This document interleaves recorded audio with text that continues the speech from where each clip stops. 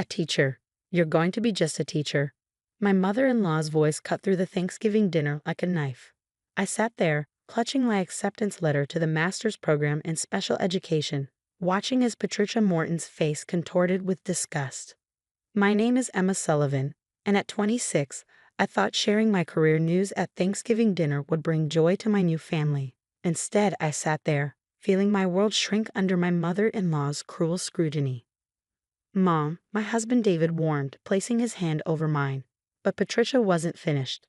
"I always knew you weren't ambitious enough for my David," she continued, waving her wine glass dramatically. "A teacher, babysitting other people's children all day, that's hardly a real career."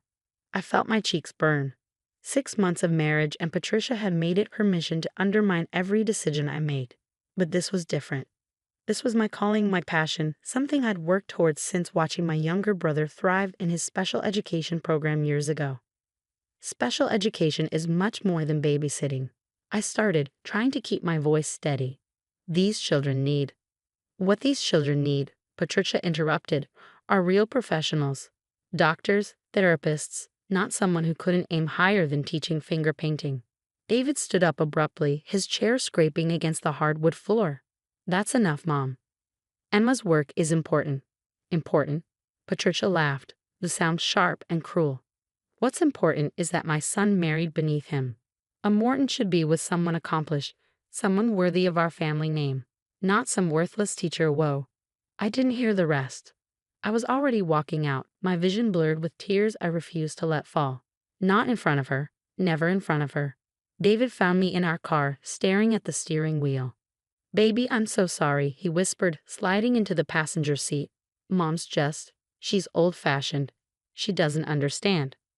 "She doesn't want to understand," I corrected him, finally letting the tears fall.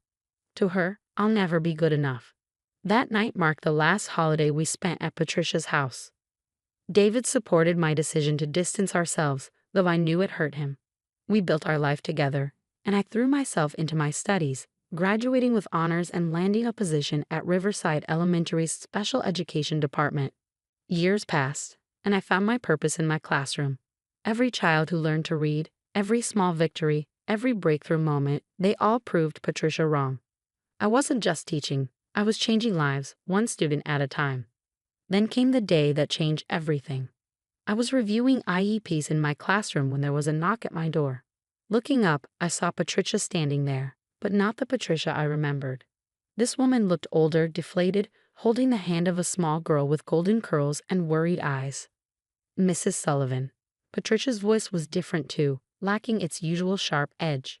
She didn't seem to recognize me, probably because she never bothered to visit our home or look at recent family photos. "Yes," I answered, keeping my voice professional despite my racing heart. "I'm Patricia Morton. This is my granddaughter, Lily. We have an appointment to discuss her evaluation results." The irony wasn't lost on me. Patricia Morton, standing in the classroom of the worthless teacher she dismissed so cruelly, seeking help for her precious granddaughter.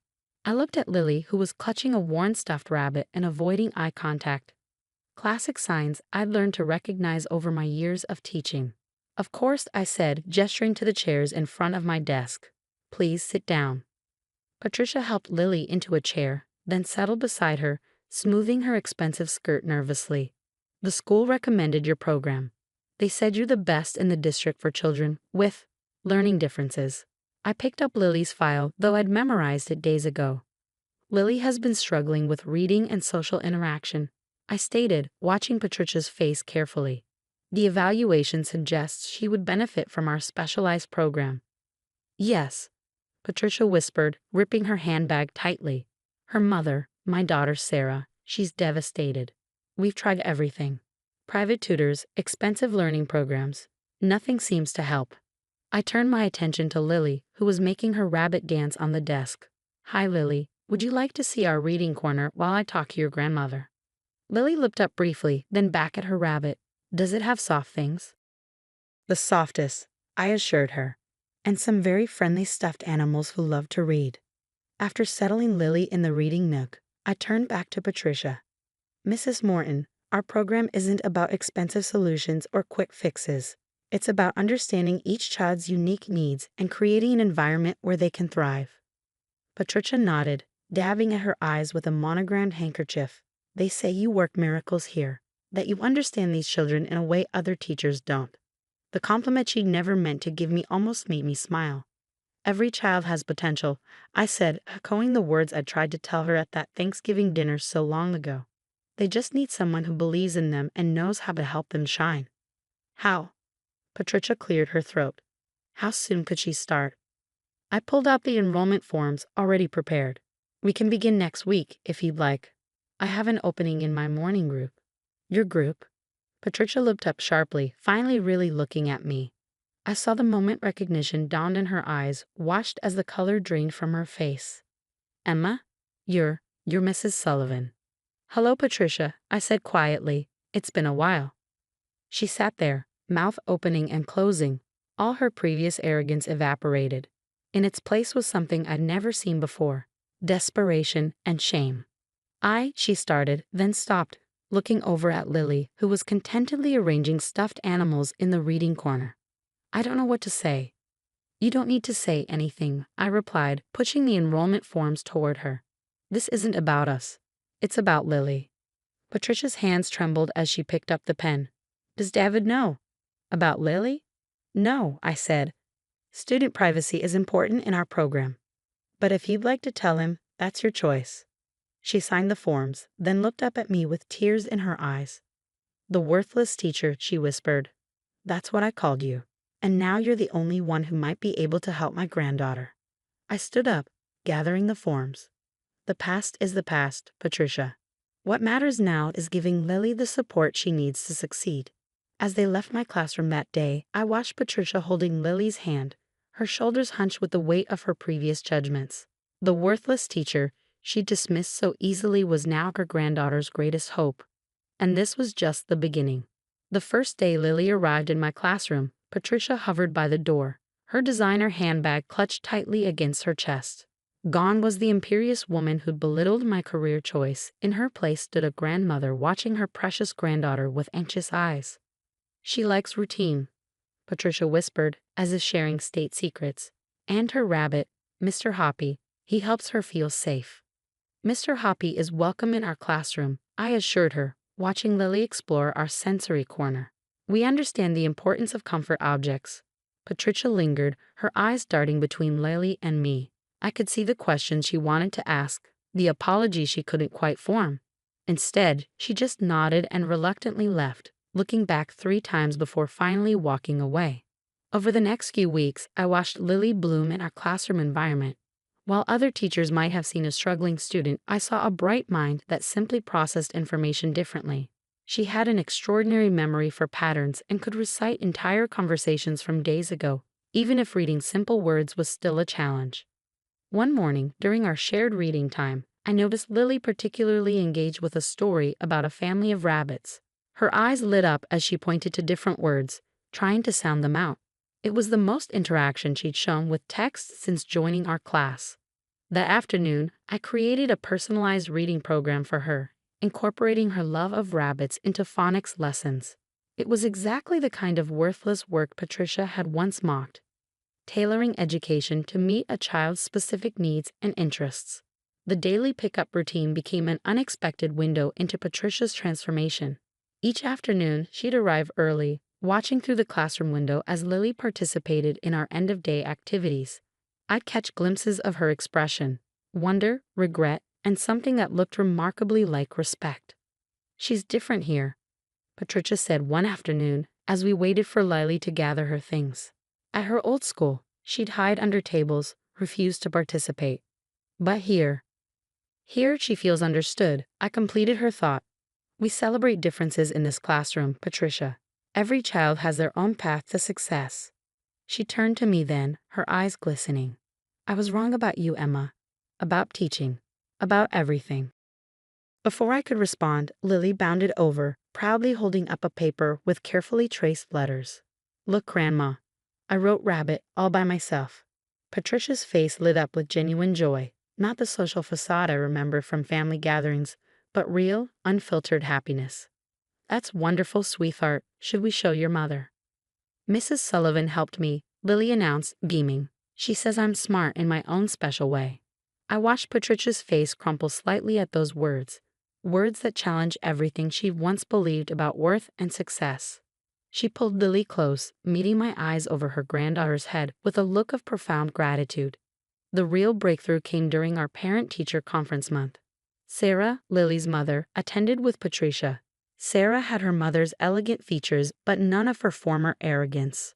She sat in my classroom, reviewing Lily's progress reports with tears in her eyes. I don't understand, Sarah said, looking at the graphs showing Lily's improvement. Her last school said she was hopeless, that she'd never read at grade level. But these results.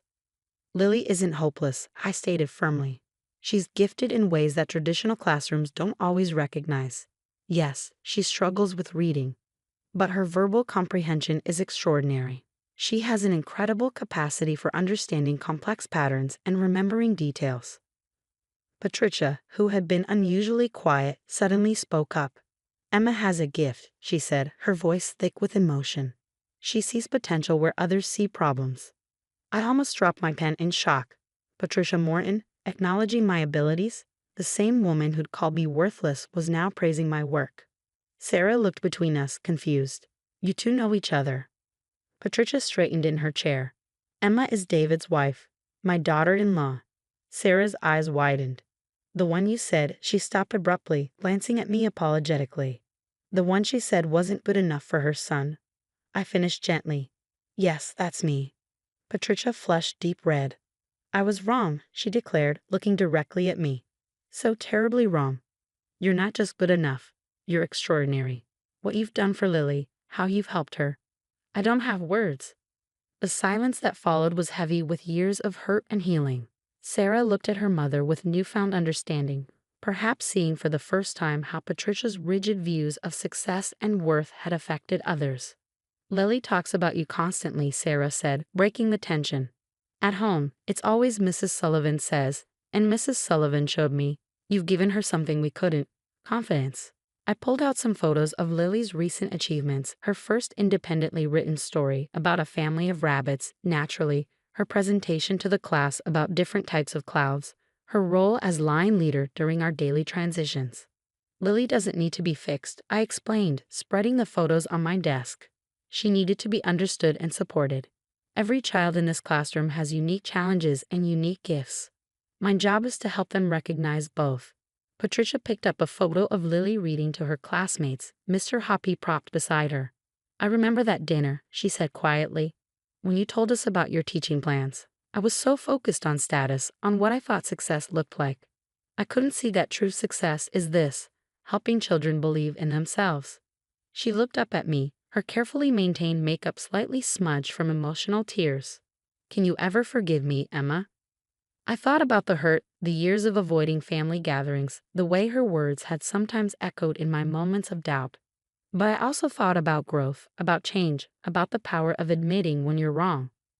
I already have, I replied softly. Sometimes the best lessons come from our biggest mistakes. Sarah reached over and squeezed her mother's hand. Mom, maybe it's time to tell Emma about the foundation. Patricia dabbed at her eyes with a tissue. Yes, perhaps it is. She turned to me with a hint of her old determination, but this time it wasn't aimed at tearing me down. I've been thinking about what you said, about every child deserving a chance to shine. I want to start a foundation, funding special education programs in schools that can't afford them. I sat back, stunned by this revelation. That's amazing, Patricia.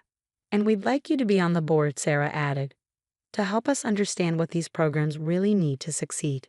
As I looked at these two women, my former adversary and her daughter, I saw something I never expected. Allies in my mission to help children like Lily reach their full potential. I'd be honored, I said, and for the first time since that Thanksgiving dinner years ago, Patricia's smile reached her eyes. 3 years later, I stood at the podium of the Morton Educational Foundation's annual gala, looking out at a sea of faces. Patricia sat in the front row, Lily beside her, both beaming with pride. My husband David squeezed my hand before I began my speech. When I first became a special education teacher, someone told me I was worthless, that I was just babysitting children. That person is now one of our strongest advocates for inclusive education, proving that, like our students, adults can learn, grow, and change their perspectives. Patricia's eyes glistened as she nodded slightly, acknowledging our shared journey. In the past 3 years, the foundation had funded special education programs in 12 schools, trained over 100 teachers, and changed countless lives. Lily, now 10, had blossomed beyond anyone's expectations. She was reading at grade level, excelling in science, and had even started a lunch club for students who felt different or left out. The girl who once hid under tables was now helping others find their place in the world. Success isn't a straight line, I continued, gesturing to the presentation screen behind me. It's not about fitting into someone else's definition of achievement. It's about understanding that every person has unique gifts to offer the world. The screen showed photos of our foundation's work, children discovering their talents, teachers implementing new methods, classrooms transformed into spaces where differences were celebrated, not stigmatized. Among them was a picture of Lily's first public speaking event, where she'd addressed the school board about the importance of understanding different learning styles. 3 years ago, we started with one classroom and one vision. Today, we're changing the face of special education across the state. But more importantly, we're changing mindsets. After the speech, during the reception, Patricia pulled me aside. She'd aged gracefully, her silver hair elegant, her posture still regal. But her eyes had softened over the years. I heard from the Collins School today, she said, excitement in her voice. They want to implement our program next semester. Can you believe we're expanding to our 13th school already? I smiled, remembering how this woman had once thought teaching was beneath her family's dignity. Now she spoke about educational programs with the same passion she'd once reserved for social status. Did you tell them about our new training module? I asked, watching her eyes light up. Of course. Sarah's already scheduled to conduct the first workshop. She's amazing with the teachers, you know. Must run in the family. She winked at me, including me in that family circle without hesitation. Sarah had surprised everyone by leaving her corporate job to become a special education advocate. She discovered her calling while helping with the foundation, saying she wanted to prevent other parents from feeling as lost as she once had. David joined us, wrapping an arm around my waist. Mom's already planning the next fundraiser, he told me. Something about a sensory-friendly gala for the kids this time. It's important for them to have their own celebration, Patricia insisted. These children work twice as hard to achieve their goals. They deserve recognition. Just then, Lily approached with her latest report card. Grandma, Mrs. Wilson said I got the highest score in science. And look, my reading comprehension is above grade level now. Patricia hugged her granddaughter, looking at me over Lily's head. Of course you did, sweetheart. You're extraordinary, just like your Aunt Emma always said. The way Patricia now said Aunt Emma, with pride and affection, still caught me off guard sometimes. The transformation in our relationship had been as remarkable as Lily's academic progress.